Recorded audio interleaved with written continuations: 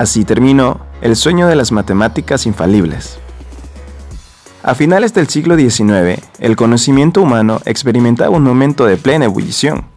La revolución industrial había modificado completamente la vida en los países occidentales, y la ciencia y la ingeniería se habían convertido en herramientas indispensables para el desarrollo de esas sociedades.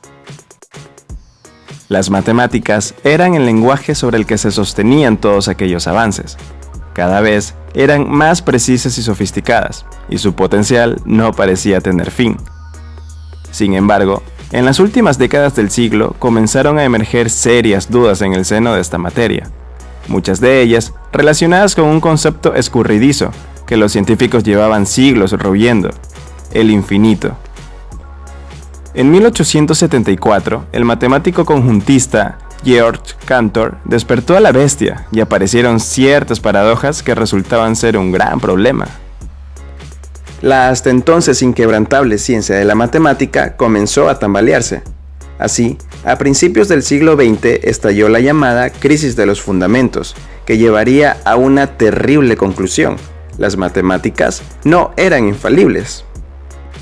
Dos jóvenes matemáticos, Kurt Gödel y Alan Turing, fueron los encargados de demostrar, entre otros, aquellas limitaciones. Unos años antes, la crisis de los fundamentos había dividido a la comunidad científica en varias facciones.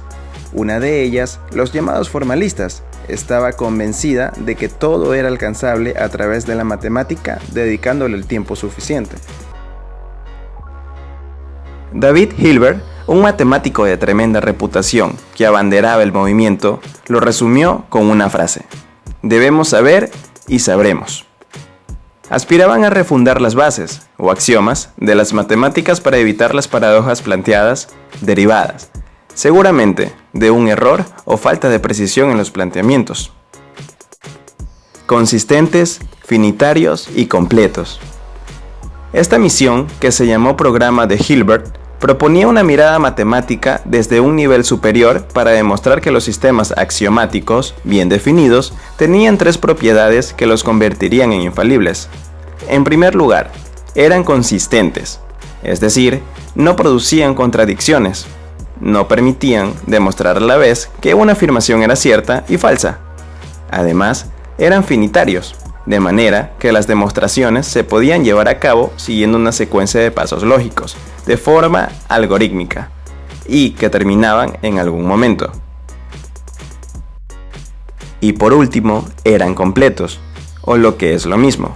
Para cada afirmación del sistema se podría demostrar o bien que era cierta o bien que era falsa.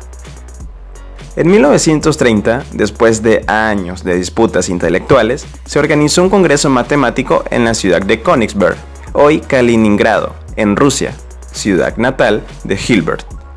En las discusiones de clausura, un joven matemático austriaco se armó de valor y levantó la mano para intervenir.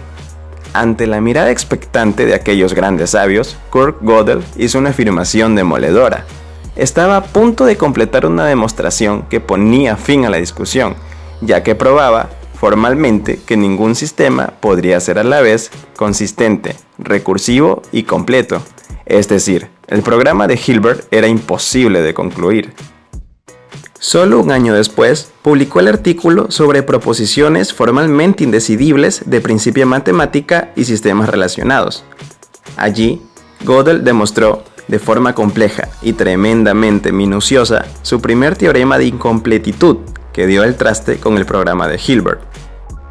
Corroboró que, sea cual sea el sistema definido, si está construido de forma que no quepan contradicciones, existirán en él enunciados de los que nunca se podrá demostrar ni su falsedad ni su veracidad.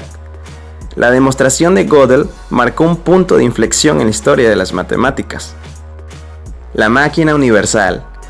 Uno de los encargados de seguir con el legado de Gödel fue el matemático inglés Alan Turing. Aunque ahora se le reconoce principalmente por su colaboración en la Segunda Guerra Mundial, descifrando los mensajes nazis codificados con la máquina Enigma, años antes había publicado el artículo que realmente cambiaría de forma profunda no solo las matemáticas, sino toda sociedad. En concreto, utilizó un razonamiento con ciertas similitudes a Gödel para resolver el llamado End-Chain-Dux Problem, o problema de decisión. Este afirma que, en cualquier sistema, no siempre es posible determinar con un número finito de pasos si un problema escogido al azar tiene o no tiene solución. En su demostración mostró que hay determinados problemas que no pueden computarse, y en concreto, esto implicaría que hay problemas que no podemos saber si tienen solución. Para ello, tuvo que establecer una noción rigurosa de computación efectiva, basada en la idea de su máquina universal. Este era un sencillo dispositivo formado por una cinta de papel infinita, dividida en casillas, una cabeza que puede leer y sobreescribir símbolos en las casillas, y además mover la cinta hacia la derecha o la izquierda, y una serie de instrucciones y estados de partida, que configuraban el programa de la máquina. Turing también aprobó que este simple mecanismo, o un conjunto de ellos, podría resolver cualquier tarea algorítmica presentada. Podría sumar, restar, multiplicar y hacer cualquier otra tarea basada en una repetición de pasos, por muy compleja que fuese.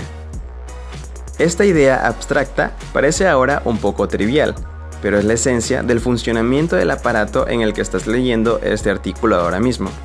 Efectivamente, cualquier ordenador y smartphone no es más que un complejo sistema que sirve para implementar en la realidad un grupo de máquinas de Turing, puestas a trabajar. Así, la aparente barrera que había descubierto Gödel no solo no acotó el potencial de las matemáticas, sino que ayudó a imaginar la máquina que más límites ha hecho saltar a la humanidad.